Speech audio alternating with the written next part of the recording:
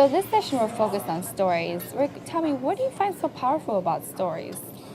You know, stories speak to all of who we are. They speak to our hearts and our minds and our imaginations and capture us. I think in stories we identify with people and we identify with what they're going through. And in a media culture where we're used to stories coming at us all the time, I think we learn the most through stories, through identifying with what somebody goes through. And we learn truth as we identify with their story and apply their story to our own story. So I think also stories are the only container big enough to hold truth.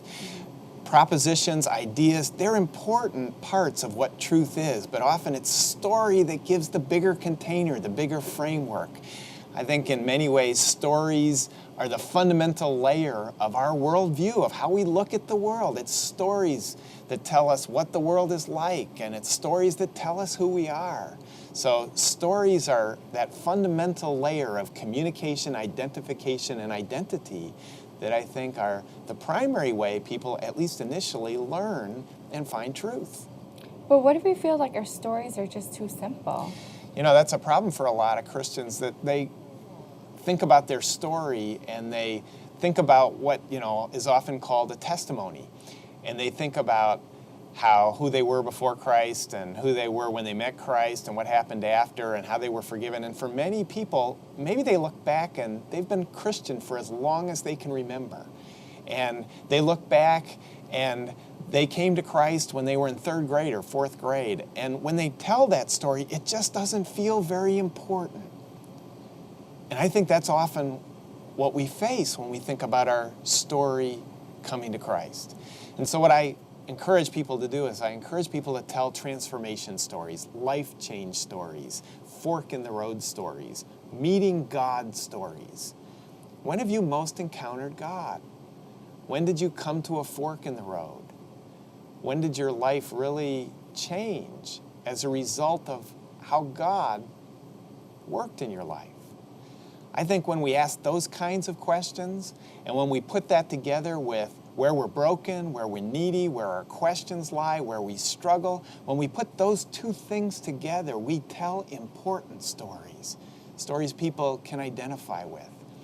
And so I think it's crucial that we begin to throw out the script that we've carried and we begin to just look at our lives and tell the story like it really happened, the authentic story, an important story about how our lives have changed and been different.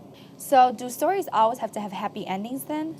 That's a great question, and I think sometimes as Christians we feel like we have to tell the story about how we were miserable, we found Christ, and now we're happy.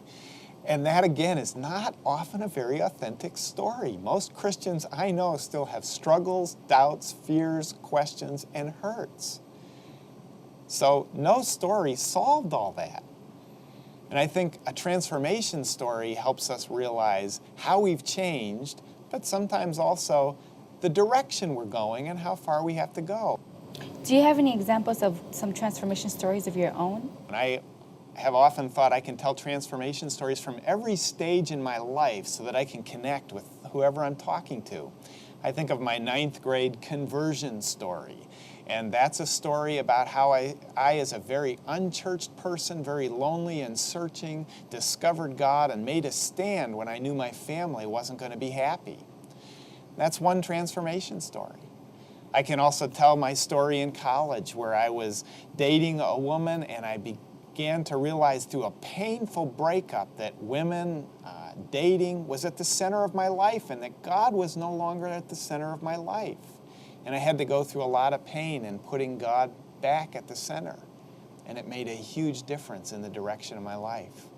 I can tell in my 20s, as I was starting to get into professional work, my story of realizing I was a workaholic. I was driven to please authority figures, and it was driving a wedge in my marriage that was ultimately going to have serious consequences. And God broke through with his fatherly love and blessing to get me back on track and to heal my heart so that I was no longer so driven. And I can tell stories about yesterday as I deal with life now and following God after a lot of years and try to figure out how to stay fresh and how to keep God at the center when I still have lots of questions and lots of struggles. So how do we figure out what's our own transformation story? We ask ourselves great questions. I think we ask ourselves questions about our own struggles and doubts and fears and brokenness.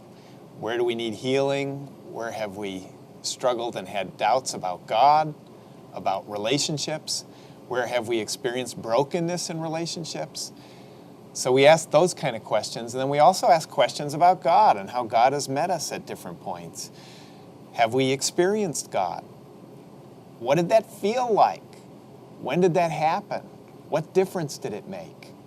Stories always need conflict and resolution, struggle and progress to make them good stories. The best stories have those kind of elements woven together. And so we ask ourselves good questions, and then we tell it true.